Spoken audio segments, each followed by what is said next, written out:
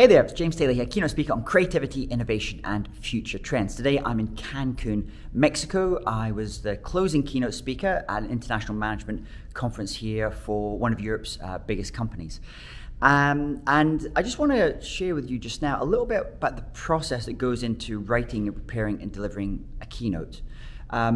So this is maybe useful for you if you're looking to book a keynote speaker so you can understand the kind of questions to ask them and help them prepare so they can give the best possible keynote for your audience. But maybe you're watching this, you are a keynote speaker, and maybe you just want a little bit of an insight into how I prepare and deliver. Now, it's not the same for every keynote speaker. Everyone does things a little bit different. In my case, my keynotes tend to be quite tailor-made for the client. It's very bespoke, so no one speech is ever the same. I know other speakers who are good friends of mine who basically give the same speech every single time with very small changes at the edges. And that works for them. And that's perfect for the kind of thing that they talk about. For me, it doesn't work as much because I usually touch a little bit more on future trends. So those are always moving. And also, I really like to understand the organization. So let me give you a little bit of the background. I'm going to share what I call the Taylor's 7 T's for preparation for a keynote. And in this case, the client came to us in November. This is where I'm now in February, as I'm filming this today. So they came with a few months ahead of notice, and we had what we call a discovery call, first of all. And on that discovery call, we're basically just making sure that we're the right fit for each other. Usually at that stage, they may be looking for a few other speakers, maybe talking to a few other speakers. They're just trying to get the perfect speaker for their event. Now, on that discovery call, the first thing that we're doing is we're trying to find out, first of all, I'm trying to find out what is the topic for their event. What was it that attracted them to me? In this case, the topic that they wanted to bring me in for was to talk about innovation. Now, innovation is a really broad topic. So on that first call, really what I'm doing is I'm starting to just go dig in a little bit more and just get a bit of an understanding, like what the organization is, what their goals are, what their objectives are for their event, about the audience, a couple of other questions as well. So once you've kind of defined that, the topic, the other thing I'm also asking about is the theme. So we've got topic, first T. Theme is the second one. Now the topic and the theme will be very different things. So in this case, the topic was innovation, and the theme was called Destination Now, which might not make any sense, but as I asked them, like, what does that actually mean for you? And so we kind of went into detail on what the theme is for that event. But often what I'm already starting to do when I'm thinking and talking to the client, I'm starting to think about what is the sub-theme, or sub-themes that I want to build my keynote around. So you have the topic, innovation, you have the theme for the event, and then you have the sub-themes, and I'm trying to find what are those red threads that I could put right across my presentation that will echo what their objectives are and what they're trying to do. So those are the first call. And then, so you have the conversation, and then they go away, have a think about it. In this case, usually what I think I did as well is I had another follow-up call with some of the other senior leadership, and we had another conversation, and they went, yep, that's great, James, we want you, which is fantastic. I was very pleased that they wanted me to come and speak at this event. Then, what we do is we do what we call pre-event call, and on that pre-event call, I want to try and have all the decision makers on this call.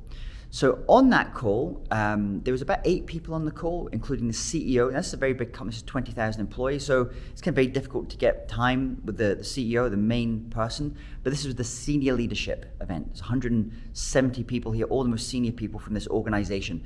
So this CEO had a very definite thing that he wanted to make push, and my role, how to support what that CEO was trying to do in this event. So we had a conversation. I also had a conversation there with some of the other people that are related to it in some of the different operational areas of the business.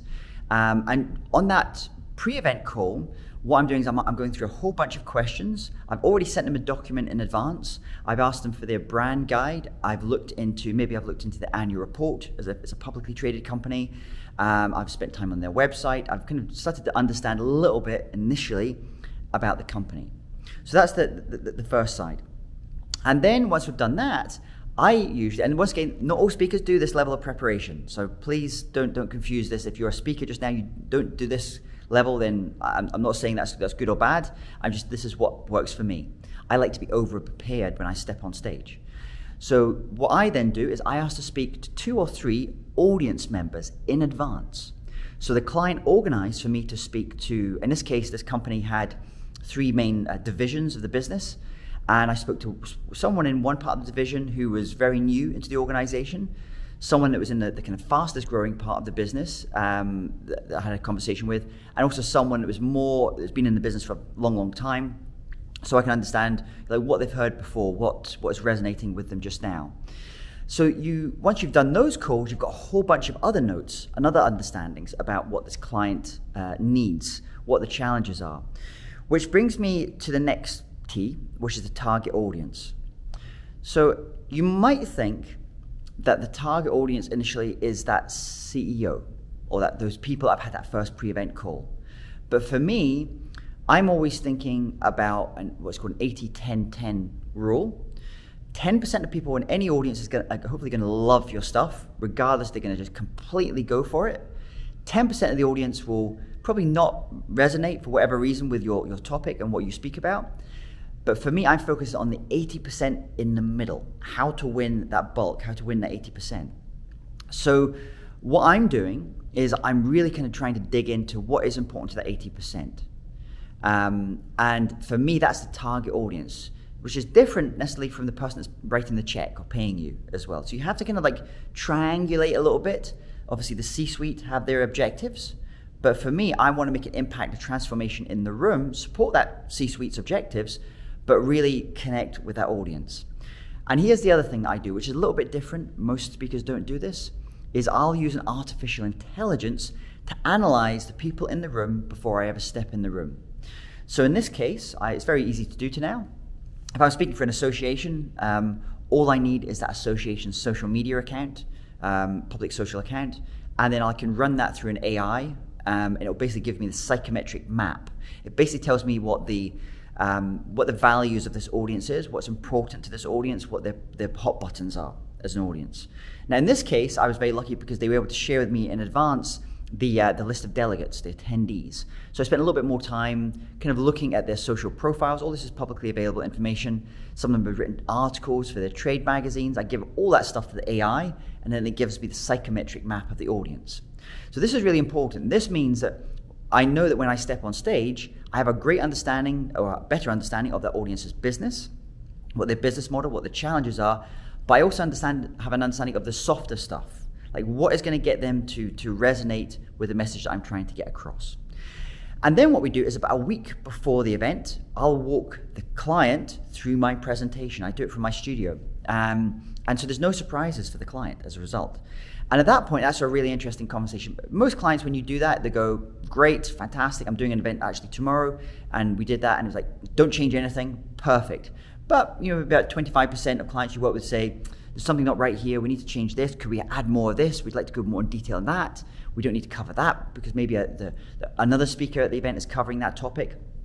So that is great, and in this case with this client, they had a whole bunch of things that they said, oh, I wonder if we could a little bit focus on that. We don't need to cover this area so much because that's not the strategy that we're going to unveil. It's not going to focus on that area so much now. So that allowed me just to tweak and to do. But even then, I still felt I was probably only about 90% there. And what the client did, which I think was really great, is they brought me in a few days in advance, and I just spent time with the team here. There was 170 people. I spent time just talking, having conversations over drinks, over dinners, and then I was going back every night to my hotel room, and I was tweaking my presentation again, making small adjustments, small changes. I would hear something, a phrase that someone would say, so that when I get on stage, I could say, hey, as when I was speaking to John yesterday, he was saying this is a key thing. Well, let me show you how you can blah, blah, blah, blah. So that means I'm super prepared when I go on stage. So this kind of brings me to the next point. Even before, and as I'm starting now to write the presentation, before I come on site, I'm thinking about my next T, which is the template or the structure of the presentation. There's loads of different structures you can use for having a presentation, but basically these are foundational blocks for your keynote. And you want to think about structure very carefully, and you differ structure depending on the thing you're trying to do. In this case, I had a very definite sense of the kind of structure of the keynote I wanted to do.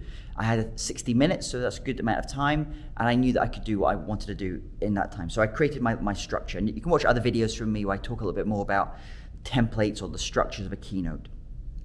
So we've covered topic, we've covered theme, we've covered template, and then the other thing I'm starting to think about now is, I've covered target audience. The other thing I'm starting to think about now is the tone. So because this is a global audience at this event, we had about 60% of the people here were from America. I would say 30% were from Europe, primarily Germany, and then the rest were from Latin America or Asia, different parts of the world. So that means that you have to go in with a certain kind of tone, I feel, because if I was speaking to purely an American audience or a Filipino audience, for example, I would probably go a little bit higher on the entertainment value of a keynote, because that I tend to find that works a little bit better for those audiences. If I'm speaking purely to an Eastern European audience, I'll go a little bit more geeky, a bit more data focused, really show evidence for everything I say. But this is a global audience, so you kind of have to find a tone. And in my case, the tone that I kind of opted for in the end was to go for quite fast slide changes to keep things moving at a very fast pace.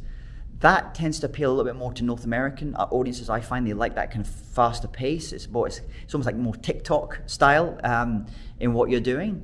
But at the same time, in terms of actually the words that were coming out my mouth and the evidence that I was presenting, it was a little bit more evidence-based than I would perhaps normally do. So you're trying to find that. You're trying to find what is the right tone for this.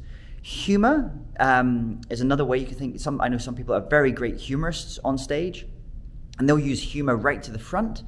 But what I'm doing in my keynote is I'm adding a little bit of humor right at the start for me to be able to test how far can I push it with this audience with humor. And I do two little things at the start. What I call a cold open of my keynote, and that basically tests, okay, how far can I push this? And in this case, there was a bit of resonance there, but I also sensed they really wanted a bit of interactivity in that conversation.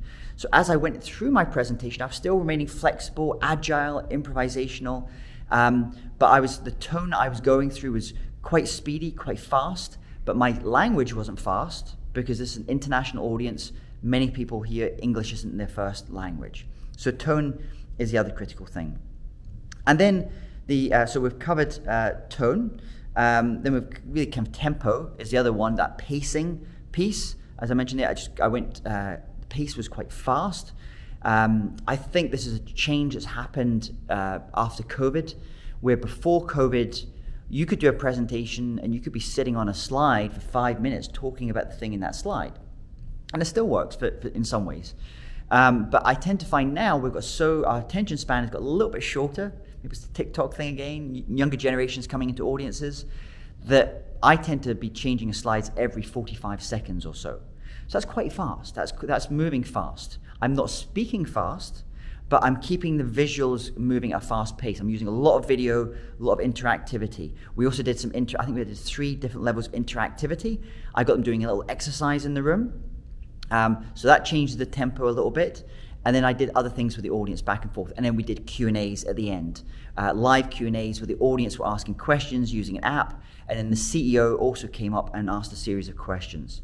So what have we covered? We've covered theme, we've covered topic, we've covered template, we've covered target audience, we've covered tone, and we've covered tempo. So it brings me to the final T, technique. And when I say technique, this is everything that goes into preparing for when you deliver that presentation from a technical perspective. So this is how I use my voice on stage, how I use what we call blocking, how I decide in advance where I want to be at certain points of the presentation. So I'm not pacing back and forth. There's nothing worse than a speaker pacing back and forth. So I can see, okay, at this point, I want to land this really important line here. I want to be up front on the stage left. Something happened here at the event, early in the event, which was kind of quite dramatic for one of the other speakers. And she was standing at a certain point in the stage. And so I know as a speaker that I will not probably spend any time at that part of the stage because people have kind of subconsciously made a connection with that part of the stage. So I actually moved away. So there's a little bit here about a bit of psychology, audience psychology as well. And then I'm also doing technique. This is things like alliteration. When you're speaking, the use of strategic pausing pausing before you land an important line, pausing after you've landed a really important thing, for people to stop, just think, how you use your body, your physicality on stage. This is all technique. This is something you become better at over time. And so if you're going and finding any speaker, if you're a client and you're looking for any speaker, I would be looking a lot also at their technique, looking at a lot of the showreel videos. How good are they on stage? They might have a fantastic message, but if they can't communicate it well on stage and don't have what we call stagecraft, then it's not going to work as well. And actually, here's an interesting thing. There are people that are great virtual keynote speakers who can't really cut it on stage, and also people that are great in-person keynote speakers on stage, but can't really do it virtually. There's very few. I actually do both, but there's actually very few people that can really make those changes as well. So that's the background of this event. Usually when I get to the event, in the morning of the event, I'll walk through the presentation on stage, we'll do the AV checks, we'll do all that stuff, and then you go up on stage and you deliver it and you do your thing. And it was lovely last night. It was a end of conference event, and we spent a really nice time together with all the people coming up with like further questions, like, oh, I love that thing here, or that's got me thinking about here. And once again, that 80-10-10 rule, you're never going to win the entire audience with any speaker. It doesn't matter who it was. We were talking about here, I think a benchmark here is someone like Simon Sinek, who I know a lot of speakers, the clients here really like Simon's work. And so even someone like Simon will go and speak on a stage, and he's not going to win 100% of the audience. So you have to be prepared for that, and it's always great, obviously, when you get the 10% of people who are really like enthusiastic and you're really speaking their language. But for me, I'm always more keen on trying to get that 80%, trying to change people's perception about a topic, to create a transformation in the room. That is my job, is to create that transformation for your audience in the room, whatever that thing. So whether it's creativity, innovation related, collaboration related, future trends, things like metaverse, NFTs. So hopefully that's useful for you and give you a little bit of a background. I know it's a little bit of a longer video, but I was quite keen to do this because a lot of people have asked me, and they were asking me last night, how do you prepare? So I just kind of wanted to share that a little bit. And now what I'll do is I obviously do my debrief. Probably on the flight back, I'll look at the video and just kind of watch and see if I can improve certain things. And then what I'll also do is the client will get feedback. I've already got, they did a polling thing yesterday, which came out really well, but I want to get some other types of feedback from them as well, some written feedback. And then often what I'll do is I'll do a case study. If you go to my website, jamestailor.me, you'll find case studies from lots of my clients where it gives feedback on how they experience working with me. So hopefully that's useful. Please leave any comments, feel free to reach out to me at the website at jamestailor.me. My name's James Taylor, keynote speaker on creativity, innovation, and future trends. Thanks for watching.